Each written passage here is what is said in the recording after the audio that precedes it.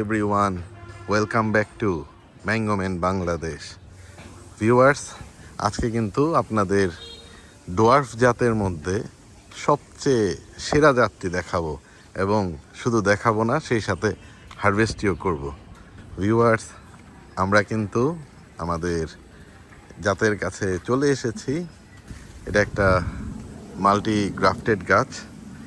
এইখানে আমাদের আজকে দেখেন এই ডোয়ার্ফ রাজা হারভেস্ট আমরা করতে যাচ্ছি। চমৎকার সৌন্দর্য দেখেন ভিউয়ার্স, রঙিন কালার, মাশাল্লাহ দেখেন একদম কালারফুল এবং রক্তের মতো রক্তিম একটা আর কি আভা, একদম পুরো লাল না কিন্তু একটা রক্তিম আভার মতো দেখা যাচ্ছে।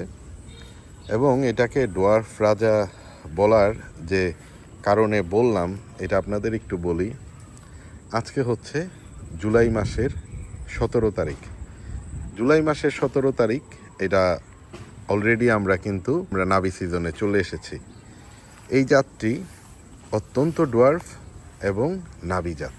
এইখানে যে আরেকটি আম আছে এই একই জাতের, এই জাতটি কিন্তু এই আমটি কিন্তু হয়তো আরও 1 সপ্তাহ 10 দিন লাগবে, মানে জুলাইয়ের শেষ নাগাদ এটা হারভেস্ট করব আমরা। তবে একটা গাছ যদি পুরো ভর্তি ফলন থাকতো, সেই ক্ষেত্রে আমি নিশ্চিত কিছু আম এটা অগাস্টেও আমরা হারভেস্ট করতে পারতাম। তবে এই আমটি শুধুমাত্র নাবিনা বা শুধুমাত্র ডোয়ার্ফ বা বামন জাত নয়। এটা সেরা বলার অন্যতম কারণ হলো এটার স্বাদের জায়গাও।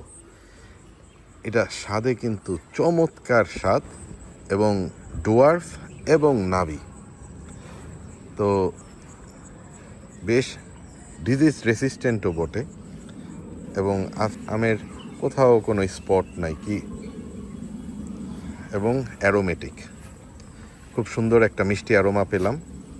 সব কিছু মিলিয়ে এটা অবশ্যই ডোয়ার্ফ রাজা আমরা বলতেই পারি। আর এই জাতের নামটি কিন্তু হচ্ছে ফ্লোরিডার পিকারিং। পিকারিং এমন একটা স্বাদের জাত যে আপনার মনটা ভরিয়ে দিবে। খুব রিফ্রেশিং একটা টেস্ট, চমৎকার, খুব মিষ্টিও বটে। ভিউয়ার্স, আমি যদিও পিকারিংয়ের চারা তৈরি করিনি এখনও, সামনে ইচ্ছা আছে পর্যাপ্ত চারা তৈরি করে পিকারিংয়ের রিভিউ সহকারে আপনাদের মাঝে হাজির হব।